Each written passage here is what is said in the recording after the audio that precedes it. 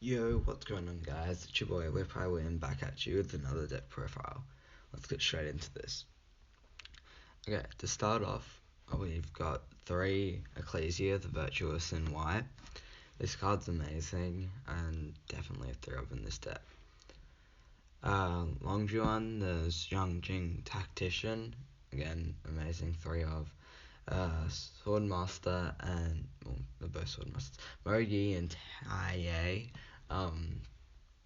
Both 3 ofs.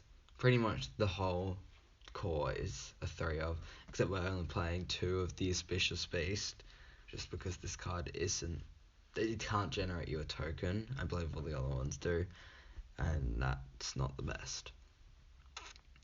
Then we have the Iris Swordsoul. This card's great because it's searchable and it's not a bad card. It sometimes can be hard to find a monster on the field which has its effects negated, although Ghost Mourner and Moonlit Chill can definitely easily do that for you. Plus you'll get your opponent for good burn damage, as well as providing you a way to summon Iris Swordsoul. Tenyi Spirit Adhara, Tenyi Spirit Vishuddha, and Tenyi Spirit Ashuna, sorry.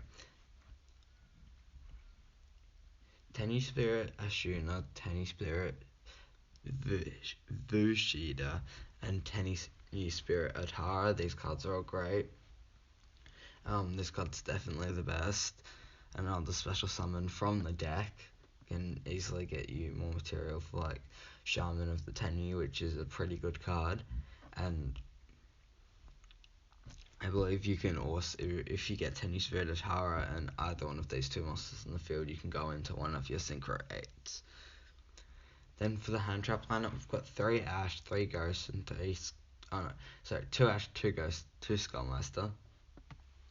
I'm playing this just because we're not playing Crossout, and I don't want to be hit by Crossout, so Skullmaster's a lot less played than Ghost Spell, and Ghost Mourner a lot less played than Veiler or Imperm.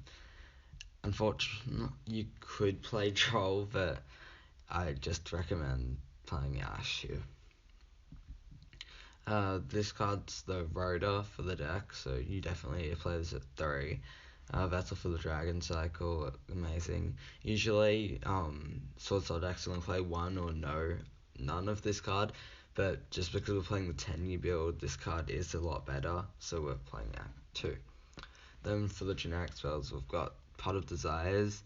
I'm not playing 3 just because there's not too many ways to utilize drawing into a dead Desires, unlike Virtual World or some other deck like Dangers, I guess, that discard a lot of cards. Cold by the Grave, amazing. And then we've got Shunjin, Swordsoul, Sudden Shift. So okay, onto the extra deck. We have Adamantipated Horizon Dragon. This card's amazing. Baron de Fleur, definitely need to play it. You could even play 2 of it, but 1's fine. If you really wanted, you could actually replace this card with another Baron de Fleur, just because when you're going into a Synchro 10, it's almost gonna always be Baron de Fleur. Baxia, Brightness of the Yang Zing. This card's great, especially since we're playing the Tenyi version. Then we've got 1 Grand Duke and 2 Grand Swordmaster. This card's great. It also negates effects, which it gives you more ways to summon Iris Swordsoul. Draco Berserker of the Tenyi, amazing. Cyphering Lord Omega, again amazing. Zorora the Magistus Diamond. So I did talk about how this card takes a lot of extra deck spaces in a video yesterday or 2 days ago, but now I'm thinking, what if you have those extra deck spaces in your side deck and then you just play 1 of these? So we've got the Moon Maiden because the Link's probably the most popular extra deck mechanic, and then if we're playing Xyz or Synchro, then we can side them in to use as Magistus material. Artemis, you can also summon off Ecclesia if you want to move to the extra monster zone, although that rarely comes up. Constellus, Ptolemy M7, sometimes if your opponent has a card that can't be destroyed, just bouncing it back to the hand is great. Zeus, since we're playing Xyz monsters. Gaga Cowboy, quick burn damage, and if you need, it can easily make Zeus because of its damage, its attack, and its attack abilities. Then we've got Artemis the Moon Maiden for Aurora. Monk of the Tenyi, this card's amazing. It sets off a bunch of your Tenyi's effects by controlling that non-effect monster.